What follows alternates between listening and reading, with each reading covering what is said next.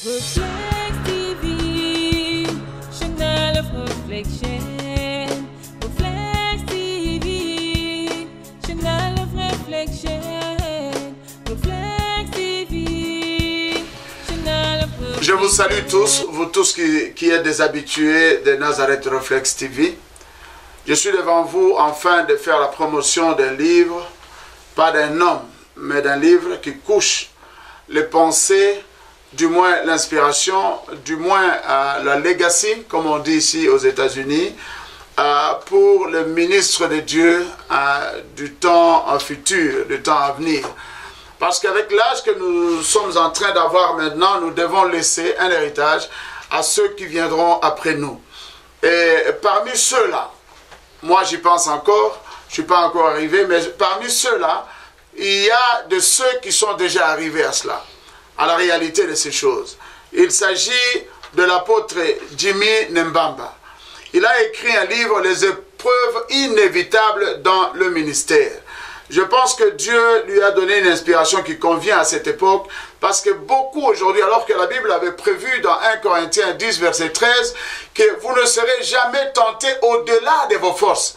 Et qu'à chaque tentation, à chaque épreuve, Dieu pourvoira la force, les capacités de vous en sortir. Cette équation spirituelle veut dire ceci, qu'en dépit des tentations que nous allons avoir durant notre parcours terrestre, nous ne tomberons jamais.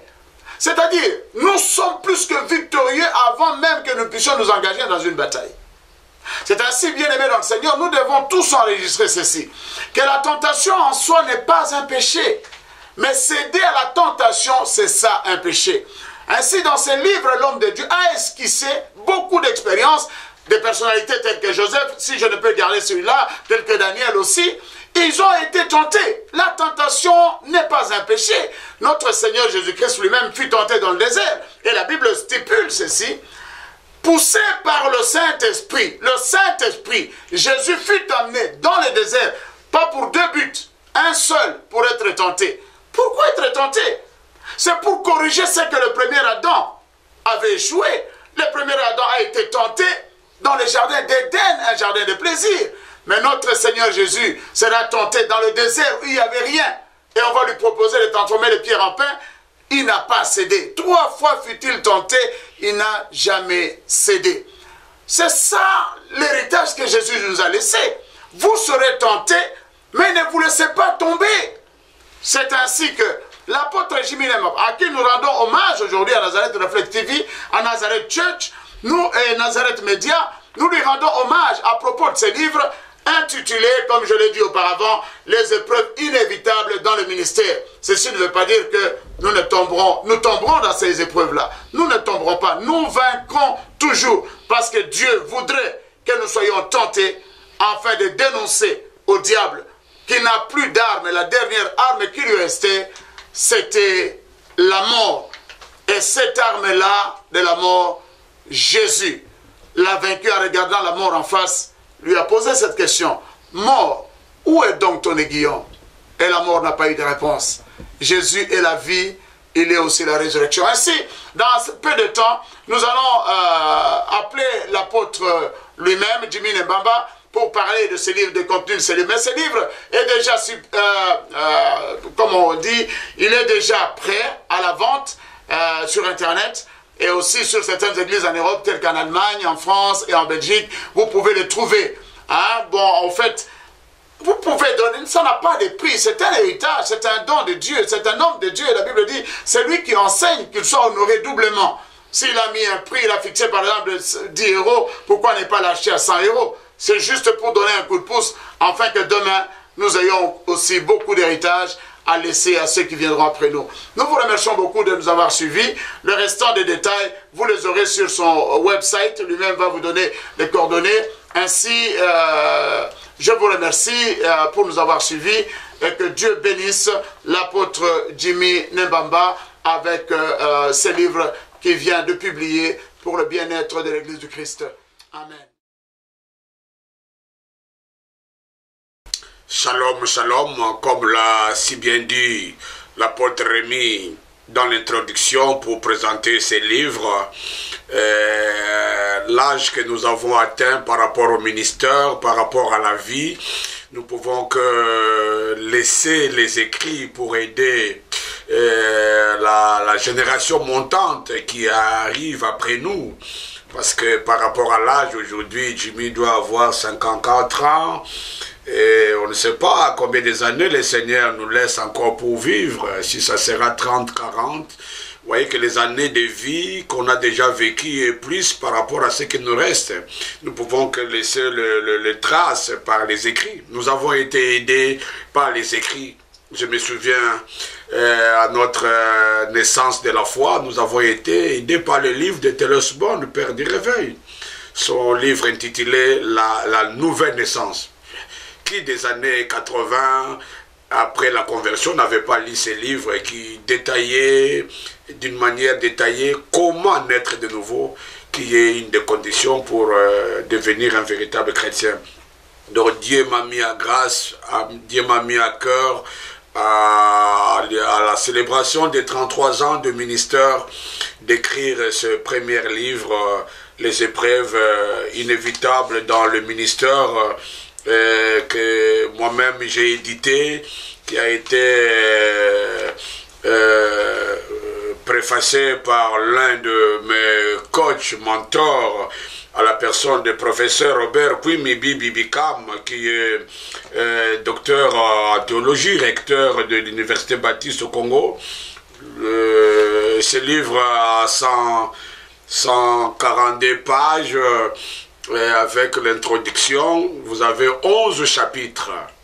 Et je recommande aux frères et sœurs, la première édition est en langue française, et je crois que début janvier, Dieu nous fera grâce, avec l'intelligence que nous avons des frères, d'avoir une deuxième édition à traduction anglaise, pour que nos amis qui sont dans l'espace anglo-saxon puissent aussi lire ces livres qu'il y a 11 chapitres. Dans le premier chapitre, nous parlons des cas des épreuves dans l'Ancien Testament. Je crois que l'apôtre l'a si bien dit. Il a cité Joseph, Moïse, David, Daniel et Job.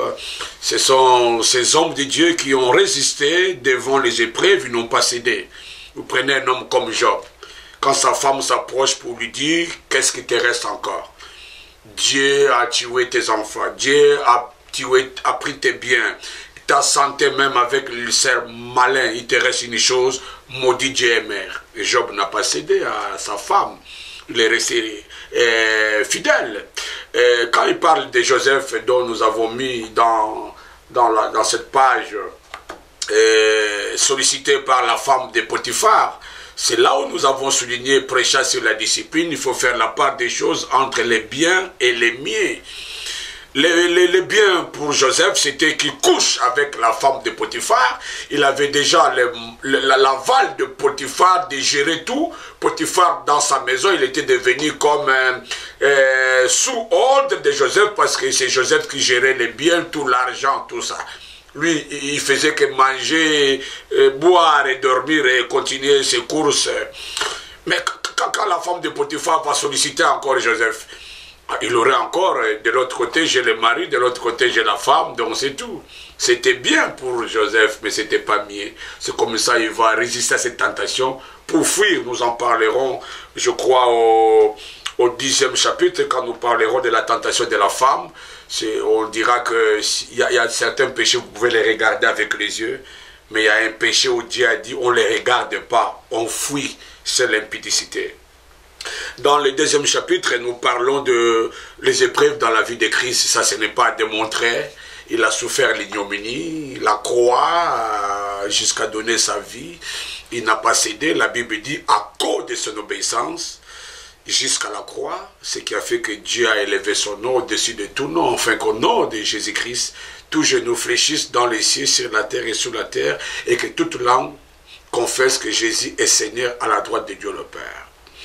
Et 3e chapitre, je voulais parler des épreuves inévitables dans la vie de l'apôtre Paul, pour que les jeunes serviteurs de Dieu qui viennent aujourd'hui, qui comprennent que le ministère n'est pas des roses.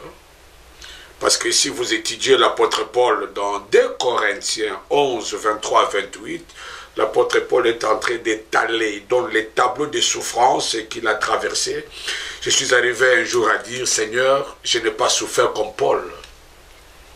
Il a souffert la famine, il a souffert la nudité, il a été en prison, il a été en agonie. Vous avez déjà souffert de faim, vous avez déjà été emprisonné, on vous a déjà mis des chaînes.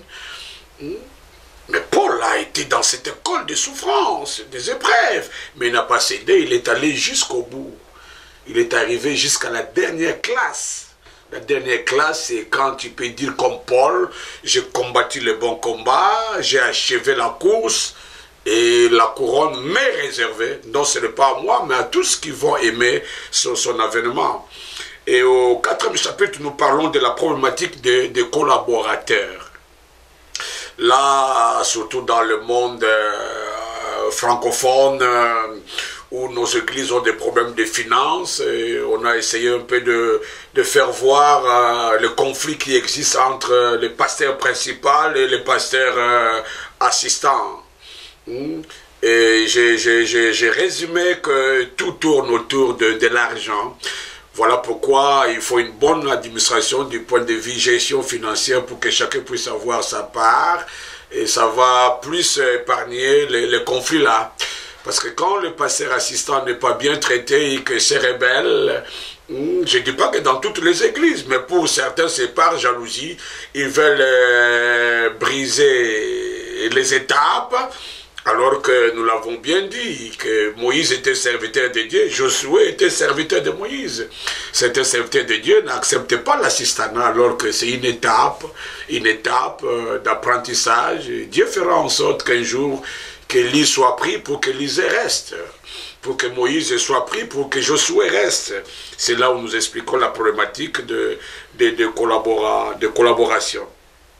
Mais aussi nous parlons de la gestion de plein temps, parce que il n'est pas dit que si Dieu vous appelle au ministère, vous devez rien faire. Rien faire. L'apôtre Paul, si vous le lisez bien, dans Galates 1, chapitre 1er, verset 1er, il dit « Paul, apôtre, non selon la volonté des hommes, mais de Dieu. » Donc il confirme que son appel a été divin. C'est Dieu qui l'a appelé sur la route de Damas, il rencontre le Seigneur, Jésus l'appelle. Il y a des fois certains serviteurs n'ont pas été appelés comme Paul. Mais c'est Paul, dans Actes 18:3, il était faiseur de tentes pour subvenir à ses besoins, aux besoins de l'évangile. C'est là où nous conseillons les pasteurs, une fois l'église est jeune et qui n'est pas à mesure de vous supporter à 100%, si vous êtes enseignant, vous pouvez enseigner. Si vous êtes informaticien, vous pouvez aller réparer des ordinateurs, gagner un peu de l'argent, devenir vous-même partenaire. On ne vient qu'on se décide d'être à temps plein quand vous vous rendez compte, comme je l'ai dit, et si l'église vous arrive à donner tous les membres de l'église, des fils qu'à moyenne 70% vous donnent la dîme, et que ça peut bien faire fonctionner le ministère, les missions, là on peut se laisser à temps plein. Mais à temps plein on manque à manger, à temps plein on n'a plus l'argent pour payer le loyer, à temps plein pour faire scolariser les enfants dans de bonnes écoles, alors que vous avez des talents, vous avez de l'intelligence que vous pouvez vendre, que vous pouvez donner comme service. Dans la notion de temps plein, nous l'avons mal compris. Ça, nous n'étions pas vraiment aidés vers les années de réveil. C'est comme ça vous remarquerez même nos études théologiques, nous sommes venus les faire après. Parce qu'on taxait que la théologie était satanique. On voyait que la théologie libérale, mais on ne savait pas que dans la théologie, tous n'étaient pas sataniques. Tous ne nous déviaient pas dans la philosophie. Mais un bon pasteur doit être un bon philosophe, un bon pasteur doit être un bon psychologue, parce que dans l'église, nous avons les différents âges, comment enseigner les vieils hommes. Paul l'a dit à Timothée, comment se comporter devant les vieils hommes, comment se comporter devant les femmes, les jeunes filles. Mais c'est ça la psychologie, où on vous parle des études, des comportements selon les âges. Donc le pasteur doit apprendre la psychologie, doit apprendre la sociologie pour faire des études de sommelier, et essayer un peu d'apporter l'évangile selon les besoins des millions de vies. C'est ça l'évangile transculturel. Donc c'est ce que nous définissons ici la notion de plein temps. Et au chapitre 6, c'est gestion des collaborateurs. Pour moi, c'est comme c'est le nez de ces livres. Hein. Parce que là, je parle de 3 catégories de serviteurs. Que nous, comme leaders, avec l'expérience que nous avons, et cela est arrivé et arrivera dans la majorité des ministères de certains leaders. Première catégorie, vous aurez des enfants que vous allez gagner, former, encadrer, qui vont se rébeller d'eux-mêmes. Envoûtés par Satan, ils vont partir, ils vont claquer la porte. Ils ne vont plus vous reconnaître. Nous l'avons vu, ils sont décorés de Dathan. Ils sont des Démas dont parle l'apôtre Paul. Ils m'ont abandonné à cause de l'amour de ce monde, l'amour de ce monde. Quand ces premières catégories déjà vont partir, ils vont vous effacer. Ils ne vous parleront plus de vous. Quand on lui pose la question, et tu es de quel père? Es-tu de quel père? Il dira, je suis seul, je suis sans père spirituel. Syndrome Melchisedec. Et ce sont ces gens-là, sans parapluie, sans autorité spirituelle, qui se laissent dans les loges, dans les sectarismes. Deuxième catégorie de collaborateurs, de serviteurs, ces enfants que vous allez encadrer, former, mais qui ne vont pas travailler avec vous. Ils vont partir. Là, il faut les bénir. Ils vont aller implanter leur propre ministère. Mais, ils vont toujours se souvenir. Ils parleront de vous. Quand on lui posera la question de qui est tes fils, il dit, je suis de Jimmy, je suis de Olembo, je suis de Ignace Tamburukoki, je suis de ceci. Et ils sont nos précurseurs. Je l'ai vécu ici à Atlanta. Il y a un enfant que j'ai prêché l'évangile à 86, il est converti. Il est venu ici à l'Angola, à Atlanta, 17 ans. Et avant que moi j'arrive, il a déjà parlé de moi. Et si au niveau du Congo, je l'avais mal géré, nous retrouvons maintenant ici à Atlanta. On serait dans quelles conditions? Et troisième catégorie de serviteurs, ce sont ces enfants que vous allez encadrer, former. Et c'est avec ces enfants-là, il faut donner beaucoup plus d'attention. Ce sont les Josué, quand Moïse ne sera plus là. Ce sont les Élisée, quand Élie ne sera plus là. C'est les Timothée, les Tites, quand Paul sera en prison. Ce sont eux-là qui seront des successeurs du ministère. C'est avec cette catégorie troisième que nous devons investir. Parce que le grand problème des ministères, après Jimmy, qui va rester avec le ministère? Et nous saluons le patriarche Osborne, qui est déjà décédé, mais sa fille, la Donna Osborne, fait la fierté. C'est lui qui organise 70 ans de ministère de son père. Parce que depuis 8 ans, et 7 ans, il est venu dans la foi, à 14 ans, baptisé, et son père l'a mené partout. À 9 mois, il est allé en mission avec son père pour l'évangélisation. Et sa vie a été comme ça. Et aujourd'hui, c'est lui qui représente le ministère de son père. Donc, c'est à cette troisième catégorie que les pasteurs doivent investir leur énergie, parce que nous passerons. Mais qui vont rester avec le ministère? Il n'y a pas de succès sans ministère. Pensez déjà à votre Josué, pensez à votre Élisée, pensez à vos Tites et Timothée. Et c'est là où vous verrez dans certains milliers où les pasteurs ont fait maintenant des ministères, leur monarchie.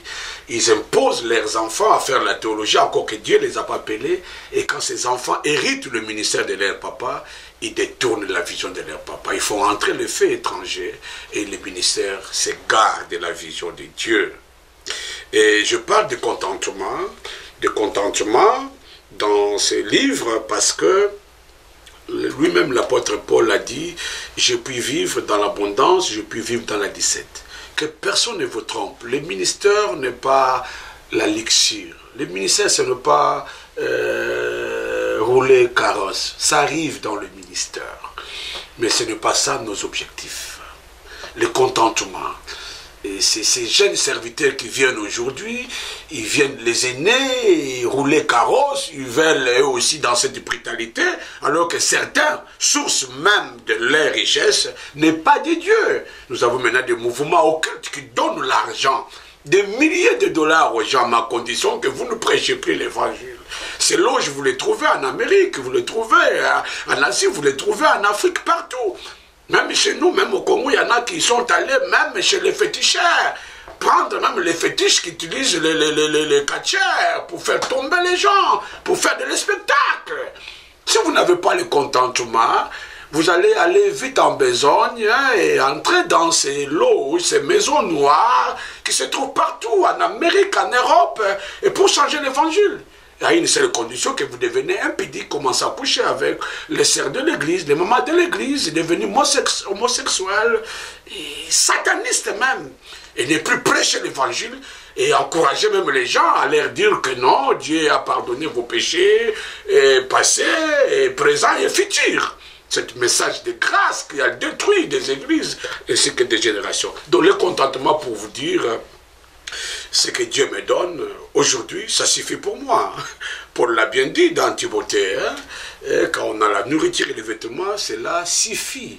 Je n'encourage pas la théologie de la pauvreté. La pauvreté, c'est un état d'esprit. Mais, je soutiens la pensée de David qui a dit, Seigneur, ne me donne pas beaucoup d'argent. Ne me bénis pas beaucoup, je n'aurai pas besoin de toi. Et ne me laisse pas pauvre, je ne serai pas d'accord. Les justes milliers, c'est ce que moi je demande à Dieu. Les justes, ce qui va me convenir. Le jour où Dieu va me permettre de toucher les millions, c'est qu'il saura que non, avec les millions, Jimmy ne va pas s'égarer, il aura toujours besoin de moi. Et ces millions vont trouver des projets des millions. Le contentement, nous en avons besoin dans les ministères. Donc tous ne va pas briller, tous ne va pas être rose. J'ai vu aux États-Unis après 34 ans. Il fallait attendre dans la patience pour que je sois à mesure de laisser l'église, l'école, la communauté et payer mon billet, venir aller-retour, visiter les frères. Il fallait attendre dans la patience. Donc le contentement est vraiment important. Nous ne soutenons pas la souffrance, mais quand on cherche beaucoup plus d'argent, on n'a pas de projet pour cet argent, on risque à se perdre. Et le 8e chapitre, je parle sur le foyer ou la famille du pasteur. Très important, le foyer et la famille du pasteur. Élie était précipité à mourir parce que ses enfants ont commis des choses bizarres dans les tabernacles de Dieu. Les enfants qui n'étaient pas des sacrificateurs, qui n'étaient pas des Lévites, ils pouvaient aller toucher dans la nourriture sainte. Et la Bible dit les enfants d'Élie couchaient les femmes dans les parvis du temple. Et Dieu s'est fâché. C'est plus que le ministère du passé, c'est un ministère difficile. Vous encadrez les gens, vous amenez les gens au salut, vous chassez les démons. Et au retour, la maison du pasteur, la femme du pasteur. Mais les grands drames, ce sont les pasteurs qui ont renversé l'échelle de valeur. Après Dieu, ils ont mis l'église, la famille après. Alors qu'après Dieu, c'est la famille et l'église vient après. Vous donnez le temps pour les enfants des autres, mais vous n'avez pas le temps pour vos enfants. Et quand ces enfants, maintenant, sans éducation, ils vont devenir bandits voyous, qu'est-ce que ça peut faire à un enfant de passer d'engrosser? Et les membres vont dire, je rentre au Congo, je parle à Lingala. Il prêche à ses enfants la croix, il prêche aux autres la croix, à ses enfants, il ne prêche pas la croix. Quand la femme du pasteur ne sait pas se comporter d'une manière digne, comme une femme modèle, exemplaire, quand il devient pierre d'achoppement au moment de l'église, il détruit le ministère du pasteur. Quand il ne donne pas le meilleur de lui-même, c'est ce qui a poussé beaucoup de pasteurs à divorcer. Et ça criait quoi comme résultat dans le ministère? Donc c'est là où nous disons le foyer du pasteur, donc les enfants. Donc Paul même le dit, pour consacrer quelqu'un diacre, ancien, il doit être capable de bien gérer sa maison et tenir sa famille, donc les enfants, sa femme, dans une parfaite soumission. Il savait. Et le diable est très risé. Il sait que si nous avons des familles fortes, éduquées, nous aurons une nation forte éduquée. Voilà pourquoi il sème la zizanie, les désordres. Et 9e chapitre, nous parlons de la tentation de se glorifier. Paul, je crois avec Silas, ils arrivent dans une ville, dans Actes des Apôtres, 14, 11 à 18, ils ont fait les miracles. Les gens les ont donné les noms de Dieu. Mercure. Qu'avait fait Paul? Ils ont déchiré les habits. Ils disent, nous ne sommes pas dignes. Ce n'est pas nous, nous ne sommes pas des dieux, nous sommes des hommes comme vous. Mais nous sommes dans une génération, une époque bizarre. Nous vivons les temps de la fin. Où la Bible dit, l'apostasie va entrer, où on va sacrifier la truie sur la chair. Quand le pasteur accepte la gloire, qu'on les vénère, les cultes de personnalité, on s'agenouille devant eux. Oh. Ils font n'importe quoi, personne n'a pouvoir de les suspendre. Et la tentation de se glorifier, j'en parle ici. Toute la gloire soit pour le Seigneur. Que toute la gloire soit pour Dieu. Nous sommes que rien. Il est arrivé à l'église de Corinthe. Les gens qui pouvaient, ces gens se sont divisés en groupes. Je suis de Paul, je suis d'Apollos. Vous voyez la réaction de Paul? Il appelle Apollos, il dit, qui es-tu? Qui suis-je? Moi j'ai planté, toi tu as arrosé. Mais celui qui fait croître, c'est Dieu. À Dieu seul soit la gloire. Que Dieu nous préserve de prendre sa gloire. Nous ne sommes pas morts. Je l'ai dit à l'église. Je ne suis pas votre sauveur.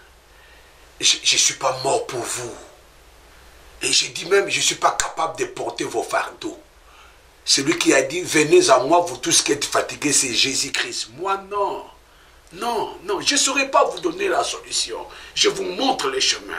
Et la foi, croyant en Jésus, vous serez sauvés. Je ne suis pas Dieu.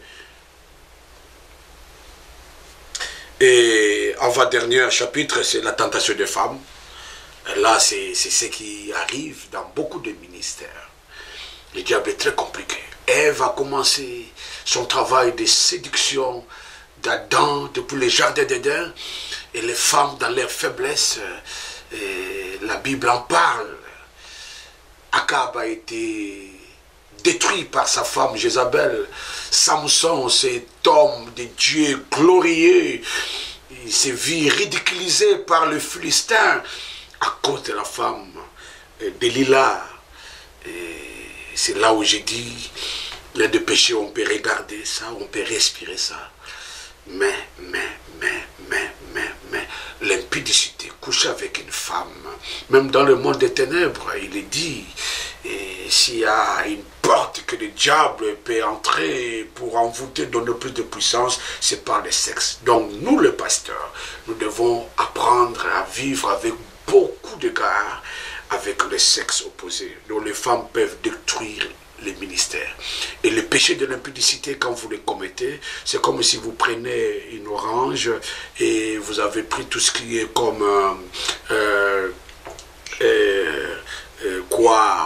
orange là-bas et ça reste.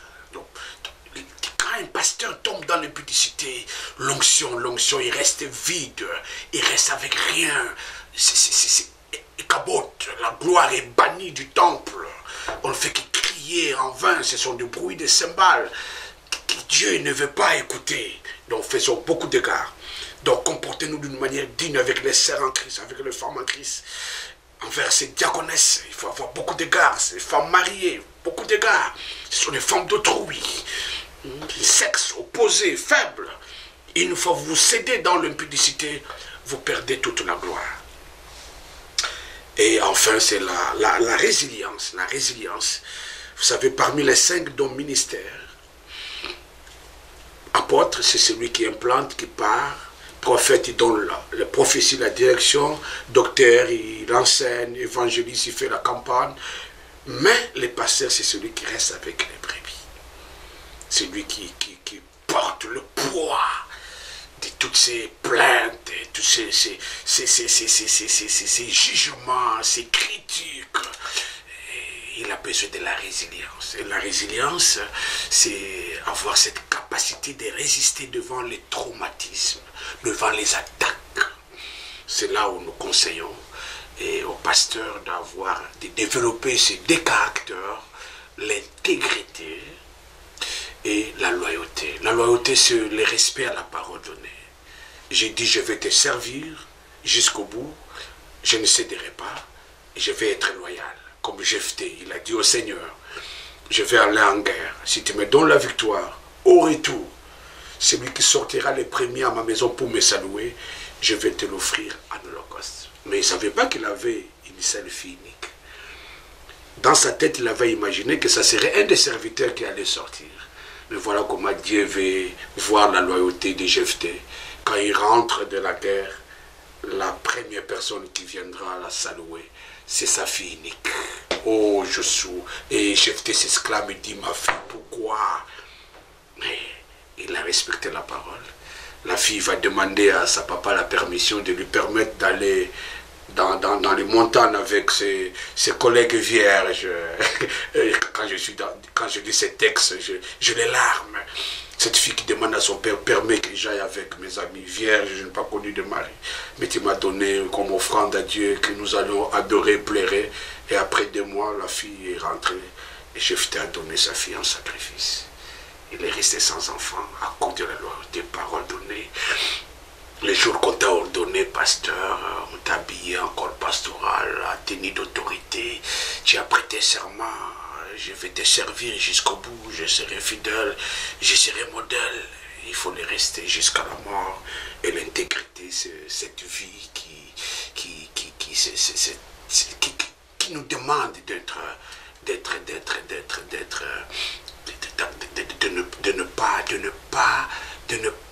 ne pas avoir une vie double, sur le plan moral, sur le plan éthique.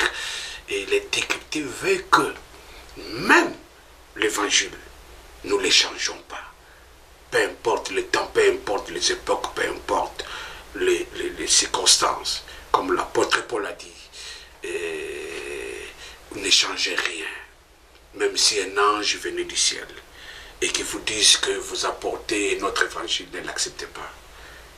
Que le propre évangile authentique qu'on vous a prêché, Christ crucifié. Donc tout vous le trouvez dans ces livres, qui est traduit en français par moi-même, avec le concours de tous ces hommes intelligents que Dieu m'a donné, avec le concours de celui qui a préfacé le docteur Kwimi.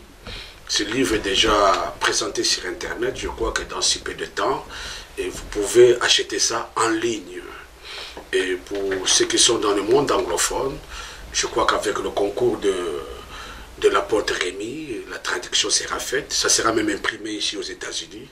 Et c'est à lui que je vais donner la responsabilité de donner ces livres dans les imprimeries, d'en parler de ces livres. Je crois que s'il est d'accord avec moi, pendant que je tourne cette émission, il est à mon côté, il peut comprendre qu'est-ce qui est contenu dans ces livres et comment ça peut être bénéfique. Que ce soit pour l'église, ce n'est pas l'église au Congo. Tout ce que je viens de vous dire là-bas, ça se vit dans tout le continent. Ici en Amérique, je suis venu, je me suis informé.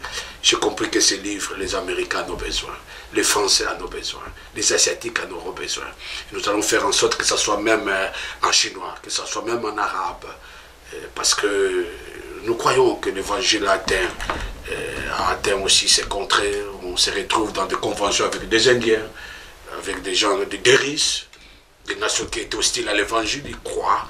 Donc je ne peux que remercier l'apôtre Rémi Olembo pour la grâce qu'il m'a offerte de passer sur Nazareth TV Réflexe. Merci beaucoup. Et pour ceux qui ont besoin de mes coordonnées, vous pouvez taper sur Internet OMSAM, OMSAM, Fraternity, FRATERNTY.com. Et ça, c'est le site de l'œuvre missionnaire pour les saints des âmes dans le monde. C'est là où vous verrez la présentation du livre. Et vous pouvez l'acheter en ligne, en français et en anglais. Et pour le reste, je dis merci à notre super homme, parce qu'il est à la fois caméraman, monteur, réalisateur. C'est le frère Julien, à qui je dis que Dieu te bénisse, qui bénit ta femme, qui bénit tes enfants. Et merci pour cette intelligence. Et lisez ces livres dans une attitude de prière. Mettez-les en pratique. Et vous allez nous rejoindre dans cette école de Jacques Verneau, dans cette école de Papankelani. Vous allez tenir le coup jusqu'à arriver à la dernière classe de votre vie. La dernière classe, c'est la mort ou le retour de Christ. Où la mort vous trouve saint, juste, honnête, parfait.